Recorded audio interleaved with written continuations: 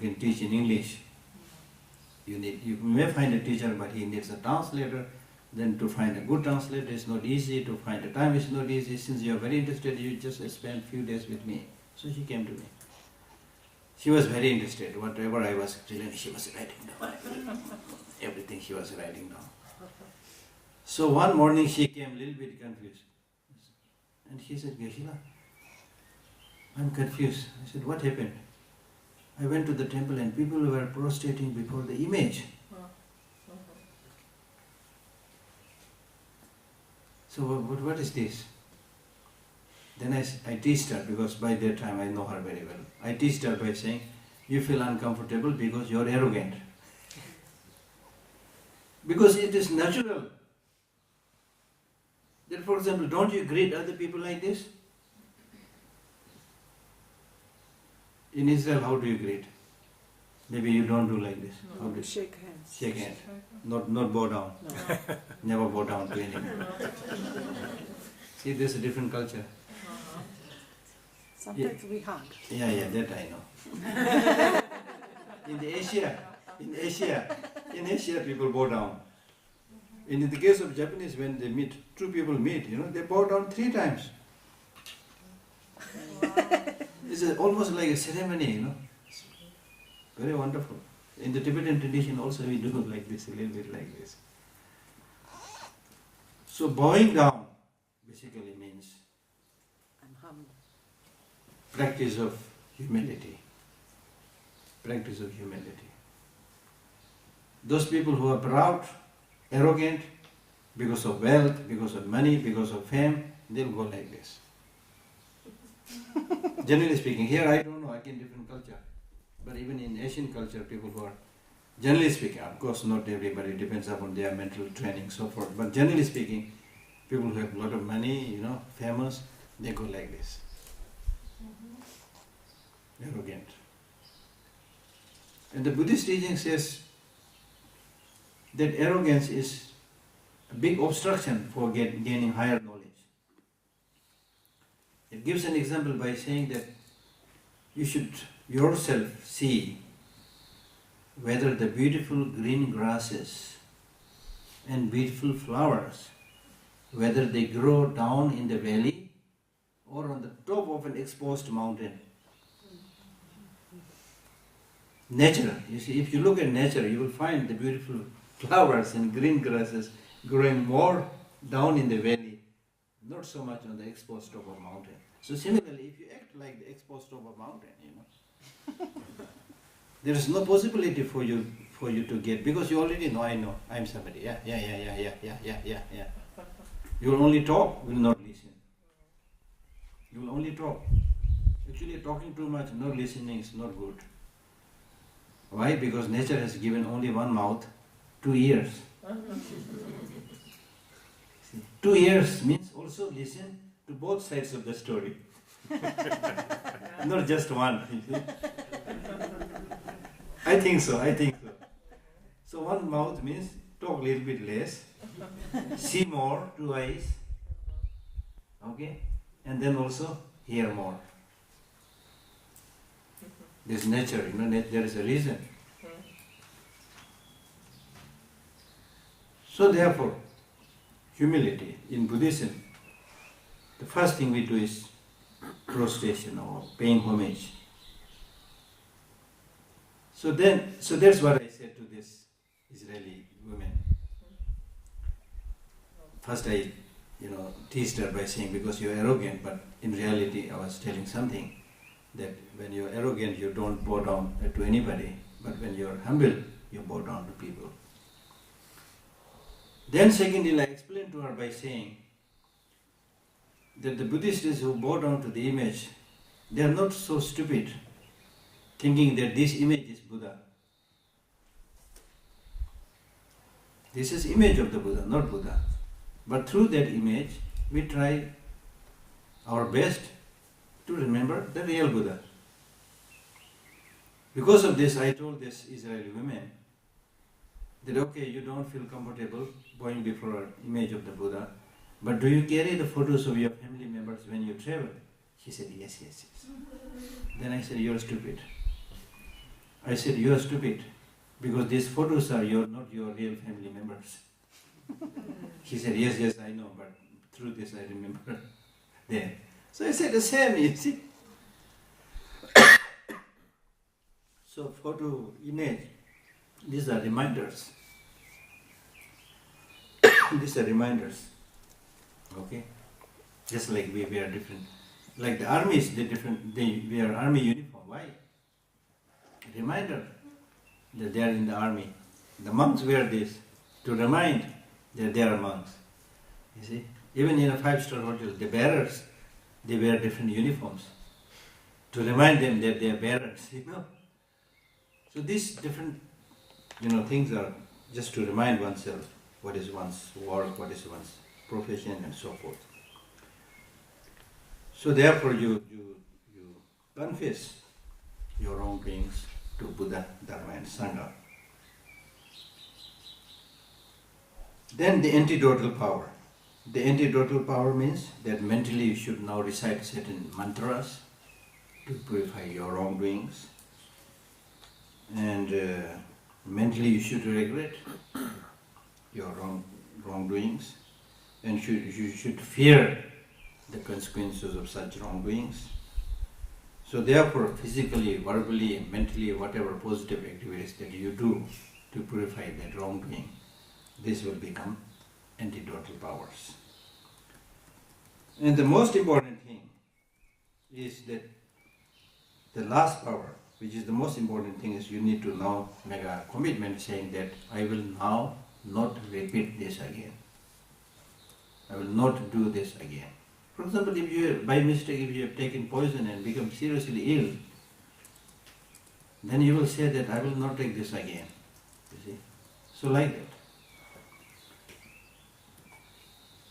So if you rely on these 4 antidotal powers, the Buddhist teaching says that there cannot be any negative action which cannot be purified. They can be purified. Okay? Does that make you comfortable?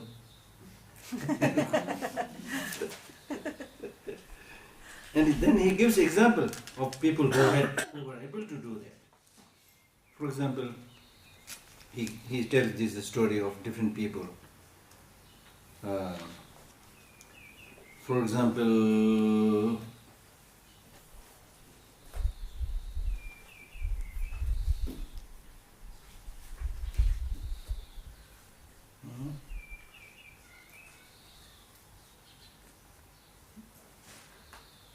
example, he tells the story of Angulimala. Have you heard the story of Angulimala? There is recently somebody published a book called Buddha's Encounter with Terrorism. Somebody clever did this, but the story was there at the time of the Buddha. There was a person called Angulimala. That means the man wearing a mala, the rosary. A man wearing rosary of threaded fingers, human fingers. Okay. So it is said that he met a wrong teacher who had instructed him that if you kill 1,000 people and do this, any human sacrifice of these 1,000 people, then you will achieve such and such spiritual heights. So by following that wrong teacher, he had already killed 999 people. So those things were there at that time also. 999 already killed, and he was looking for the last person. Then Buddha knew that this was happening, this is time to change that person. So somehow this Angulimala, the man with the rosary of human fingers, this morning he could not see any people to kill. Then after searching and searching, suddenly he saw Buddha walking in front of him. And he said, here you are. Then with his sword, he is said to have a very ugly and big body. So he started chasing the Buddha, running after him. The Buddha was walking very slowly. Then somehow he was able to catch up with him. So then he shouted, "Look, you are chased by Angulimala, whose name everybody gets terrified. Stop." Then the Buddha stopped and said, "Come. It is not me who is not stopping. It is you who is not stopping." So he starts giving the teaching without any sign of. That's why I'm saying that if you have this inner training, you don't get terrified. So he said, "It is not me who is not stopping. It is you who is not stopping. So I'm here. So come, what do you want to do?" He said, "Don't you realize that Angulimala, the murderer, is in front of you?" Then the Buddha started giving teaching by saying, I'm not scared of people who do wrong things, you see. Then he started giving few things, and then just by his demeanor, his behavior and his calmness, Angulimala was kind of completely taken, amazed to see this. Then it was so powerful that he threw the sword, fell at his feet, and requested for his guidance or whatever. His disciple and become very good practitioner. So see, that's the story. Somebody who had killed 999 people still can change and become a good practitioner. So the bad thing is, if you continuously do something without any regret, without any recognition that it is wrong, then it's destructive and bad. But if you realize the wrongdoings as wrongdoings and try to take the steps for purification, you can be purified.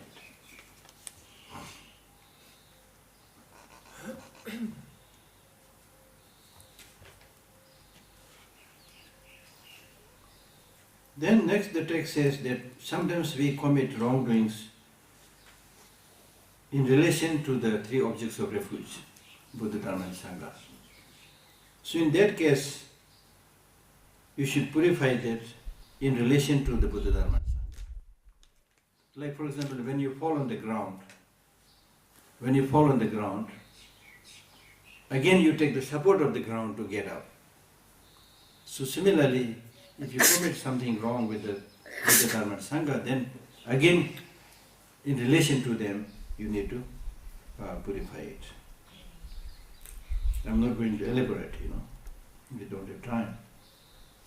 Another very important thing, which is explained here, but the source I think is maybe in many books, but the source I saw was in Nagarjuna's Ratnavali, Krishna's Garland. There, Nagarjuna says that when it comes to doing the positive karma, you should have such strong belief in the law of causality, the consequences of the karma, that you should not transgress it in all situations. For example, in these 4 situations, even in these 4 difficult situations, you should not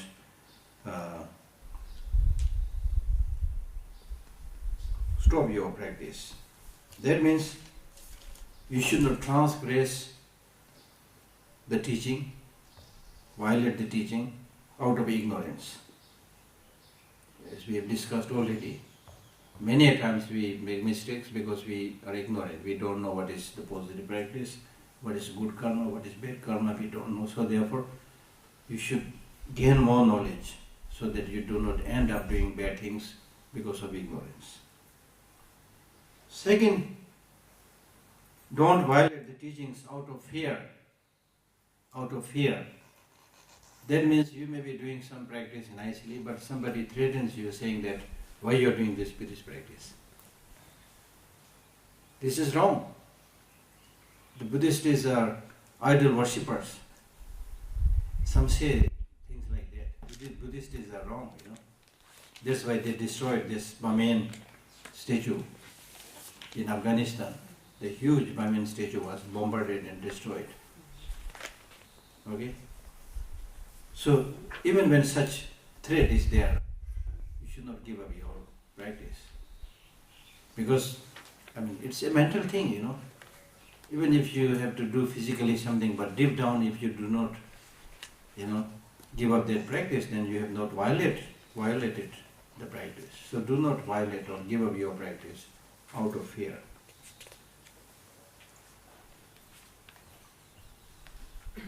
That is a story of a woman, in Tibet. So she used to respect the monks so much. She would always serve them, show them respect, and so many things. Very, very fond of the monks, respected monks. But one day, one monk cheated her, stole a lot of her good things, in human society, everything happens, So stole all the things, went away. Then other people said, see, this is what you will get. Because you have always been, showing unnecessarily excessive respect and fondness to the monks. Unreasonable fondness to the monks. So this is what you get. You know what the mother said? She said, still I believe in Sangha. See, still I believe in Sangha. So that's important, you see. This is the doing of one person, not necessarily all the Sanghas, you see. So sometimes we find a little bit wrong with some behavior of the monks, then say, oh, Buddhism is not good. That is unhealthy. You should understand the Dharma as a whole, not judge the Dharma by behavior of few people. Okay? And then you should not also transgress the teaching because of attachment. Like for example, if you are too fond of, eating meat and therefore you kill animal, and then you are transgressing the teaching. Okay, so do not transgress the teaching, violate the teaching out of desire and out of attachment. And similarly, do not violate the teaching out of hatred.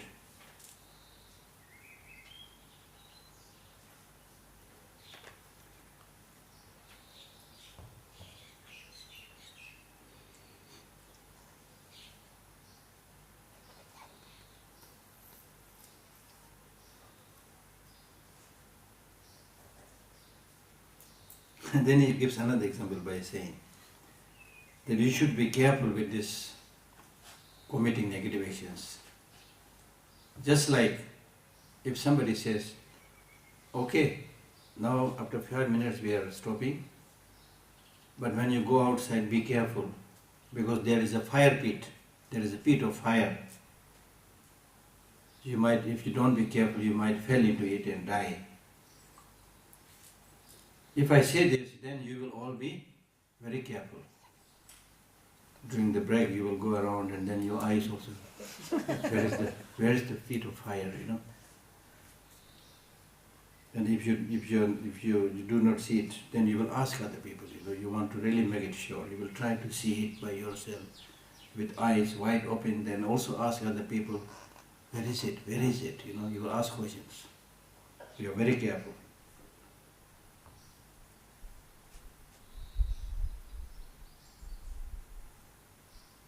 So similarly, you should be extra careful about the possibility to fall into the 3 negative states of existence. Just like the fire pit, when you hear about the possibilities of falling into the 3 negative states of existence, you should ask the teachers, what are these 3 negative states of existence? How can we fall into it? How can we protect ourselves not falling into it? But normally we are not so keen about those things. We don't ask questions, we don't try to find the ways and means to get ourselves protected from such fall. This clearly shows that you are not sure about the consequences of good things and bad things. If you are certain about the consequences of good things and bad things, then you will be very careful, and you will also ask the questions to people repeatedly.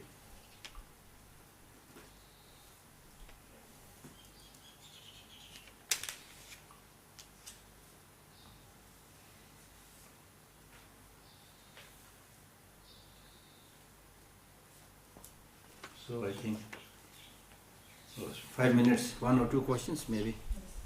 Yes? Yeah.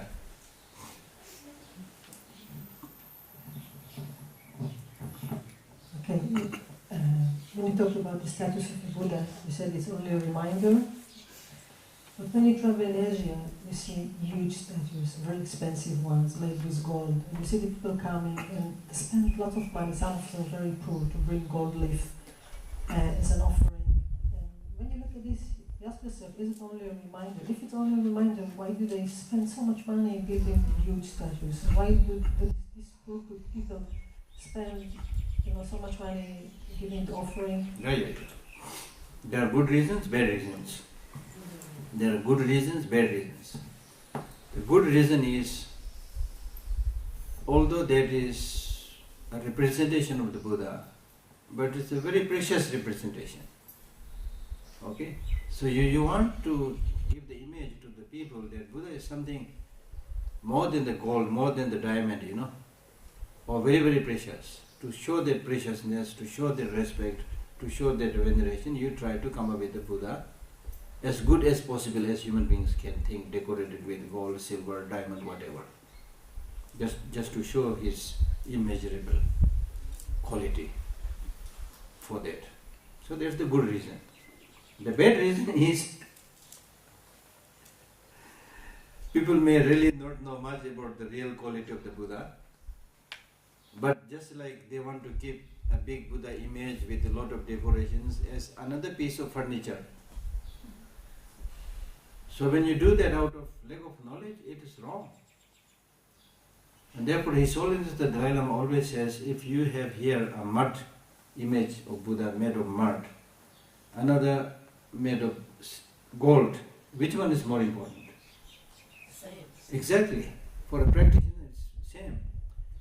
But for others who don't know that practice, immediately they will go for the gold image because of the money value. You see? So therefore what we see in the temple, how people do, is not necessarily a correct representation of the Buddha's teaching. So those who are able to do good practice and who have that mental power to visualize properly, they don't even keep statues. So those of you who don't keep statues, I hope you have reached that level. Oh, what I mean is, listen, what I mean is, this is a sarcastic remark. There was this very famous hermit, ascetic practitioner, Milarepa. He used to run away from one mountain to one mountain. He was actually running away from human beings. It was almost like saying, I know you human beings, I had enough of you. So I want to go alone and do practice. There's beautiful stories there. If you get a chance, read his biography. It's available at least in 2-3 English versions. So anyway, my main point to answer your question is, he used to meditate in the cave, empty cave, nothing. So one day a thief came in the night, not knowing that there's nothing in the cave. In the night, the thief came and was groping in the darkness to get something. So Milarepa was meditating in the darkness, and he laughed and said, how can you hope to find something in the darkness of the night in my cave when I am unable to find anything in the daylight? See? So even in the broad daylight, he has nothing, you see.